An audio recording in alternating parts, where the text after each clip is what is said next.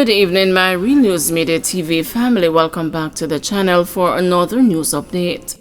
And in the news this evening, cop shot in St. Catherine released from hospital, colleague in stable condition. One of two policemen shot during a confrontation with a gunman in West Prospect, St. Catherine on Saturday has been released from hospital and is home recuperating. His colleague remains hospitalized in serious but stable condition. The Police High Command of the Jamaica Constabulary Force has commended the policemen arising from the incident, charging that their courage and dedication reflected the highest standards of the force.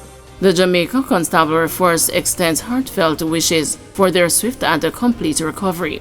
Our thoughts and prayers are with them and their families during this challenging time. The cops were a part of a police military team that went to the area in search of 4 wanted men. Dolan Devil Davis, one of the parish's most wanted criminals, and the Tavani Benji Benjamin were killed in the firefight. The police reported that 3 firearms, including 2 Taurus pistols, were recovered. Normal operations resume at Sangster Airport following emergency. Normal operations have resumed at the Sangster International Airport in Montego Bay, St. James, after an emergency situation impacted some flights. Sharon Hislop, Manager, Commercial Development and Marketing at MBJ Airports Limited, says the situation has been resolved. She again declined to disclose the cause of the emergency. The issue impacted some flight operations. The news was informed that the airport reportedly had a security breach and that the necessary protocols were activated. It is understood that the breach was linked to a firearm. Man killed while playing dominoes at a St. Mary bar. A lone gunman shot and killed a 28-year-old farmer of Enfield, St. Mary, while he was playing a game of dominoes. Dead is Akeem Rowe of Fort Stewart in the community. Police reports are that Rowe was at a community bar playing a game of dominoes with a group of men on Saturday night when around 9:30 p.m. a lone gunman walked up to Rowe and brandished a handgun. It is reported that he opened a fire, hitting Rowe multiple times all over his body before escaping on foot. No others were injured in the incident. Rowe was taken to the Anota Bay Hospital where he was pronounced dead. The scene was processed and 89 mm spent casings and an expended bullet was found. A motive for the killing has not been established. The police are investigating. Judge orders bonding for mom and daughter after bitter brawl. A woman and her daughter were ordered by the court to spend the time together to build a bond following a bitter and a violent encounter between the two that included the mother being stabbed. Senior Parish Judge Sanche Burrell made the order after Cordell Linton and her adult daughter Samantha Dreckett appeared before her on Friday in the Kingston and St. Andrew Parish Court. Linton was charged with assault occasioning bodily harm and Dreckett with unlawful wounding following the recent brawl that left them both nursing injuries. In an attempt to resolve the matter between the two, Burrell asked Linton in court if she was interested in going to mediation. The response was no, on the basis that her daughter had stabbed her with a pair of scissors. "You didn't grow her good," the judge shot back at Linton.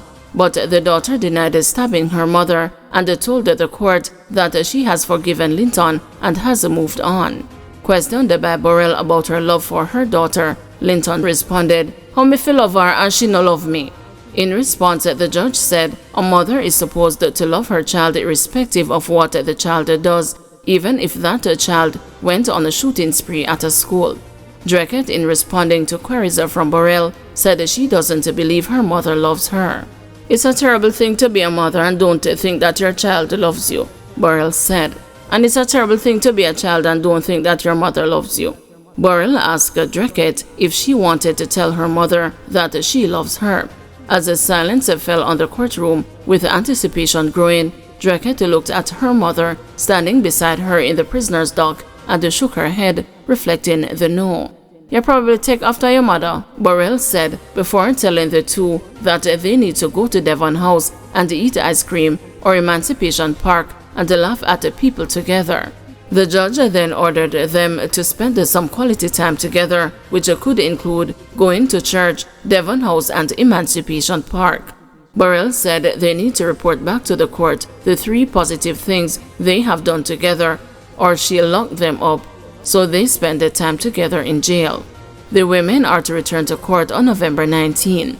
"Ladies, I'm rooting for you, and I'm wishing you all the best," said Burrell. Thanksgiving service for Betty and Blaine, July 25. The Thanksgiving service for the woman described as the children's champion, Betty and Blaine, will be held on Thursday, July 25 at the Boulevard Baptist Church in St. Andrew, beginning at 10 a.m. In honor of her vibrant spirit and wishes, the family is asking attendees to wear colorful clothing. Additionally, persons are being asked to take the time to share tributes using the following website: www.forevermissed.com, Betty and Blaine About. The service may be viewed as celebrating the life of Betty and Blaine. Blaine passed away on May 13 in Georgia in the United States after a long period of illness. She was 75 years old.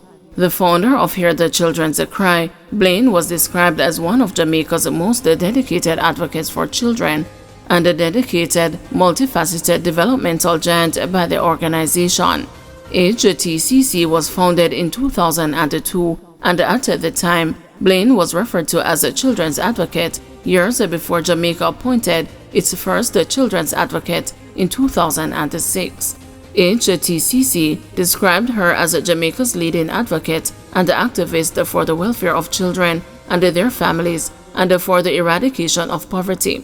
Her body of work also included over 30 years as an academic and a developmental specialist, a dynamic leader in the Jamaican NGO community, and in the call for honesty, accountability, and transparency in national affairs, HTCC added. Blaine was the founder of 2 national organizations which provide urgently needed support for inner-city children, adolescents, and their families. These are Youth Opportunities Unlimited, founded in 1992, and the HTCC in 2002. She was a committed Christian and the proud mother of 2 grown daughters, Tarika and Monifa Barrett, and was grandmother to 4 and a great-grand to 1. Chalk urges JPs to report criminals in communities. Justice Minister Delroy Chalk has called on the newly appointed Justices of the Peace in St. Catherine to not harbor fears of reporting criminals in their respective communities to the police.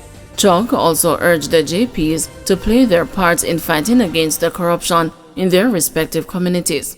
"You must let the communities know that corruption and crime, they are hurting Jamaica," Chalk declared. "And to the extent that you can assist in any way to reduce and eliminate crime and corruption in your neighborhood, play your part," the minister urged the JPs at a commissioning ceremony held in St. Catherine last week. A total of 94 JPs were commissioned at the ceremony.